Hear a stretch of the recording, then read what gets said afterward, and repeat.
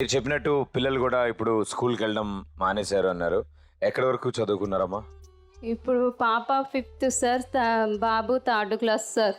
Okay. ఇద్దరు ఆపేశారు sir. ఎన్నాళ్ళు అవుతుందమ్మా? ఇప్పుడు 4 నెలలు అవుతుంది సార్. 4 నెలలు అవుతుంది. స్కూల్కి వెళ్ళట్లేదు. వెళ్ళట్లేదు సార్. ఆర్థిక పరిస్థితి బాగాలేదు సార్. ఇబ్బంది అవుతుంది, అందుకనే వెళ్ళట్లేదు సార్. 5వ తరగతి అంటే కొంచెం కొంచెం అర్థం అవుతాయి పరిస్థితులు, ఎక్కువ ఏం అర్థం అవ్వదు. కానీ ఇంట్లో నాన్నకు ఒంట్లో బాగాలేదన్న విషయం అయితే తెలుస్తుంది. నాలెడ్జి కొంచెం ఎక్కువనే ఉంది సార్. పాపకి అర్థం చేసుకునే వయసు కొంచెం. ఒకసారి మైక్. ఏం పేరమ్మా? Sahiti. Sahiti. So 5th class వరకు చదువుకున్నావు. సో తర్వాత కూడా చదువుకోవడం అంటే ఇంట్రెస్టా నీకు?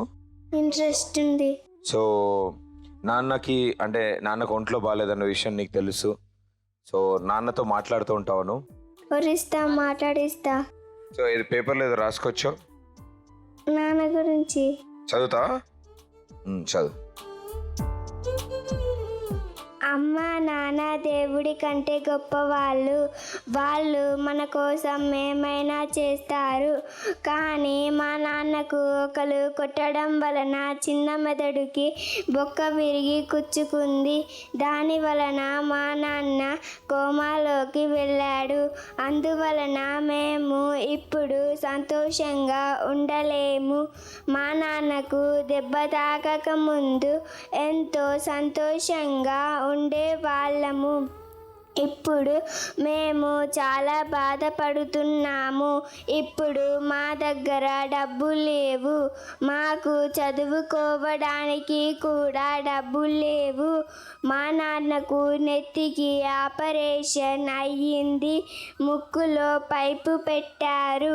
మాకు ఏమి కావాలన్నా మా నాన్న తెచ్చేవాడు. కానీ మా నాన్నకు ఇలా అవ్వడం వలన చాలా బాధగా ఉంది. మా నాన్న చేసిన జ్ఞాపకాలు గుర్తుకొస్తున్నాయి. మా నాన్న కూరగాయలు అమ్మేవాడు.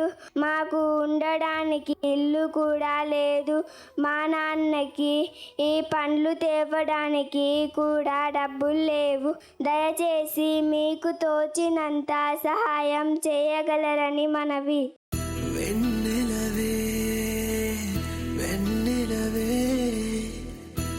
కోసం వెండి మంబు వెతికినది ఏ చోట ఉన్నావే, నా కళ్ళు వేచి వేచి అలసినవే. ప్రేమ ప్రేమ నీ వల్లే చదివానే వనపులనే.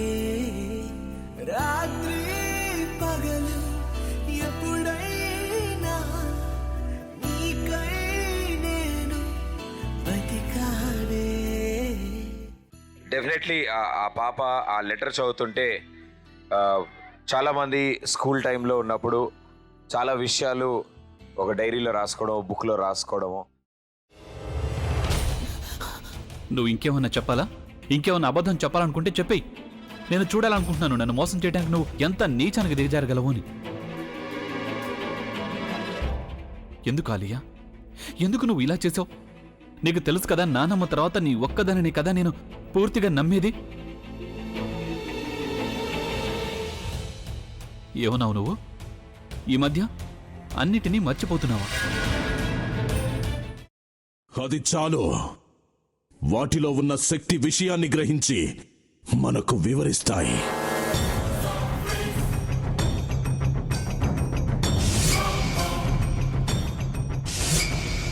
ఎవరు ఆ దండ విప్పొద్దు, గది తలుపులు తెరవద్దు.